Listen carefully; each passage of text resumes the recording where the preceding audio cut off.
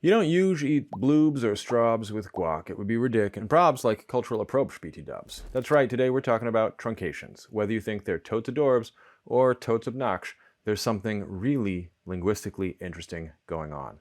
And since I mentioned being one of, let me count them, two of the world's experts on this, the other is Lawrence Bradlin, I've gotten a lot of requests for an explainer of linguistics of totes, adorbs, trunks. Clearly, my subscribers have a better idea of what's interesting in linguistics than my old Phonology 2 professor, who called my term paper on this dumb, resulting in me getting scooped by Lauren, discussing truncations with her at a conference, joining forces, presenting at another, more prestigious conference, and becoming lifelong friends. Right on, Phonology professor. You know who you are. Who am I kidding? He does not watch this channel. This is a slightly different version and a slightly different read of a video that I made a few years ago, which I really liked, but not a lot of you watched. And that's because the audio sucked. So I hope that you haven't seen this, and if you have seen this, I hope that you'll enjoy some of the new pieces of it. Anyway, time for serious linguistics. I'm Dr. Taylor Jones, and this is Language Jones.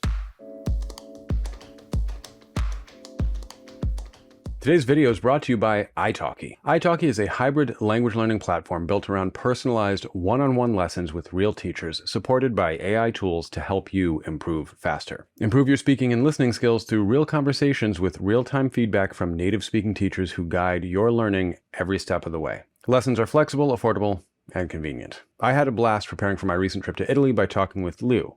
Io comunque ti direi che per la pronuncia va tutto bene. There are also italki Plus AI learning tools that enhance learning after you take your lesson by automatically generating additional learning content based on your actual lesson. It auto-generates a lesson summary complete with vocab and grammar explanations of what you talked about with your teacher. Then afterwards, it creates flashcards and practice quizzes and does progress tracking. Fun progression features track your learning journey and grow your fish buddy. By making your fish grow, you improve your language skills. On italki, you pay per lesson, and lessons start at only $5. Click the link in description to start learning on italki, buy a lesson for $10, and get $5 off the first lesson using my code. The discounts are only available for the first 50 users. Now back to the video. There's some really interesting, well, linguistically interesting stuff happening with truncations like adorbs. Before I explain, I just have to address the young, cute elephant in the room. This stuff is highly criticized. Some people hate totes more than they hate the word moist. It's not just the baby boomers, and it's not just men who hate it, but those are definitely the most vocal anti-totes camps. This is one instance of many in which language patterns used by young women are stigmatized. In fact, they don't even have to be used by women more, they just have to be perceived to be used more by women. So, creaky phonation, aka vocal fry, even though that's a technical term for something different, and high-rising terminal are linguistically neutral, but in the Anglosphere, they drive some people absolutely crazy. In Mandarin, creaky phonation is just another way you know a word is third tone. Anyway, totes, trunks are base, linguistically neutral, but associated with women and therefore stigmatized. Oh, and young women at that. They make use of patterns colloquially referred to as baby talk, and formally referred to as hypochoristics. That's reduplication of truncated words like cray-cray, and some suffixes, especially high vowels like e, and palatals like sh. But those are flavor.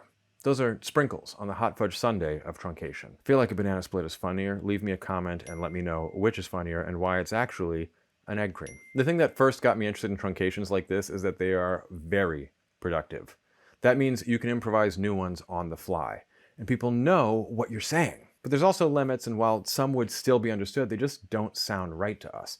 For instance, I said they're productive, but the word productive is hard to shorten like that. It's not impossible, but people don't find it as well formed as something like adorbs. I got interested in what intuitive knowledge people tap into in order to make these truncations, and to evaluate them.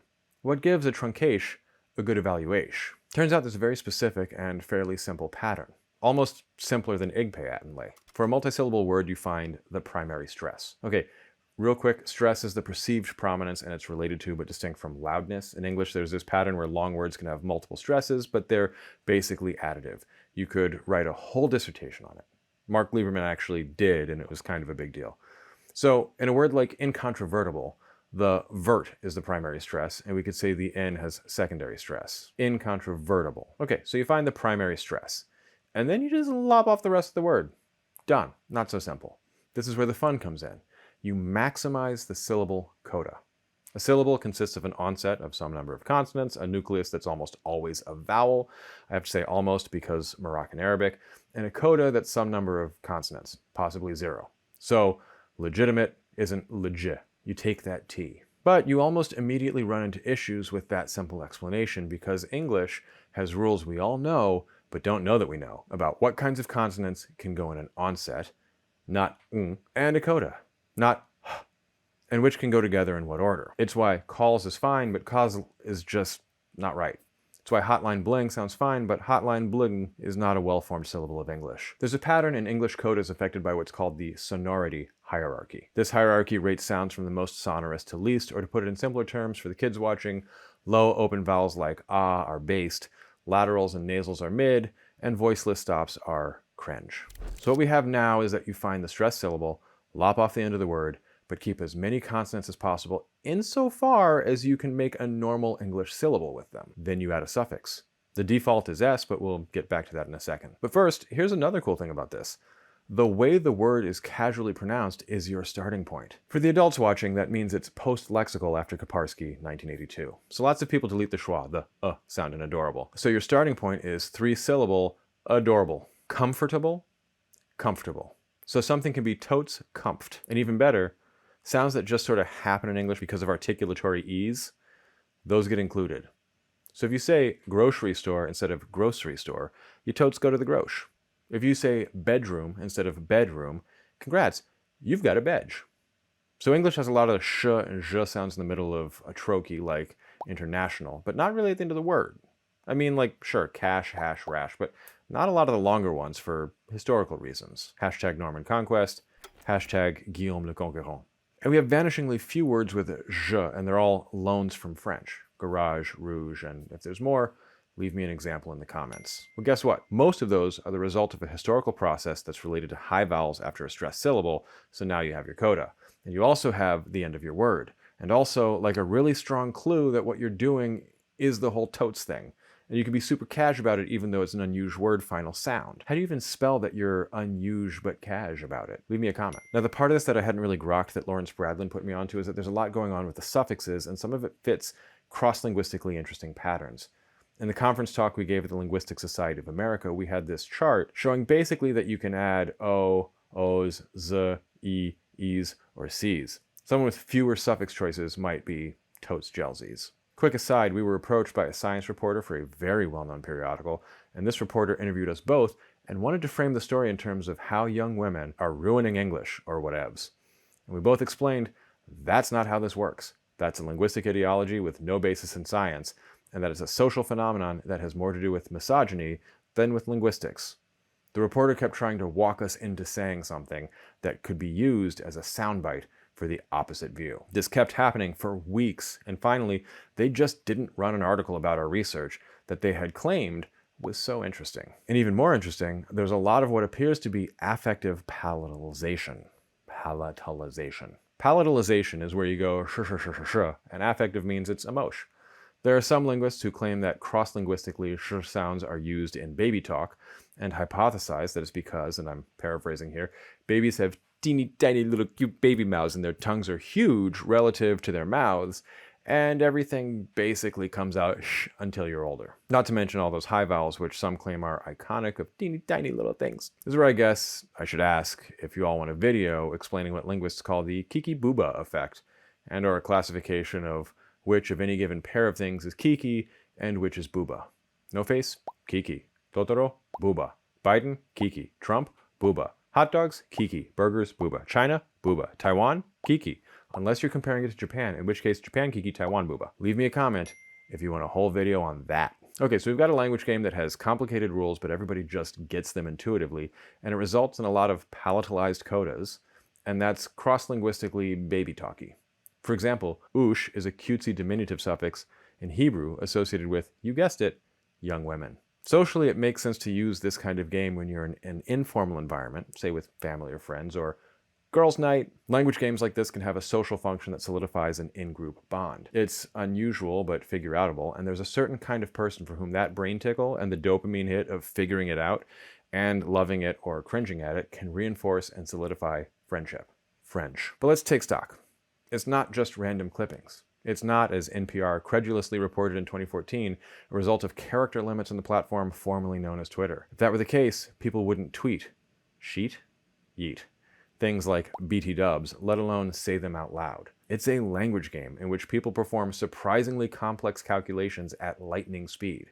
If you were assigned homework that asked you to find the primary stressed syllable, maximize the coda while ensuring it's phonologically licit, and prioritize palatal segments, you'd be like, I hate this stupid homework. Well, I would.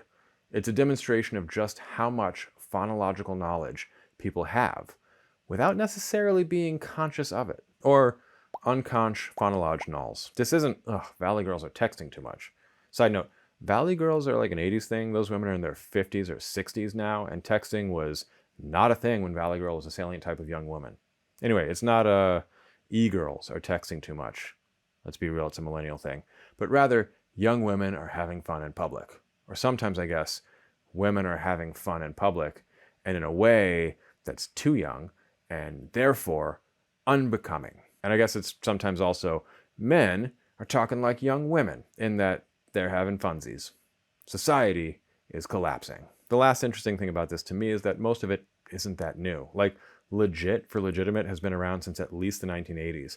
If you use Google Ngrams to investigate this, you'll get some false positives from the 1800s, but those are Latin. But congrats goes back to at least the 1910s. What's the difference between congrats and congratch? They basically are the same thing, but one has affective palatalization and is from a post-lexical transformation. I'm not 100% certain when congratulations became widely pronounced as congratulations, so it's not even clear to me that there's a difference in terms of post-lexicals between these other than just time. Tempifuge, my dudes. And like, congrats and legit have become words in their own right that are now legit in relatively formal settings. It's like I always say, today's cash reg is tomorrow's form reg. Tempifuge. If you like this video, as always, please like, sub, and comment. Thanks to my pates. If you want to become one, the link's in the description. I've got merch. Be honest, would you even clock merch as a truncation in another vid? What about vid? I've got merch, including this famous quote from Verge I always say. And if you like this video, you might like this one. Until next time.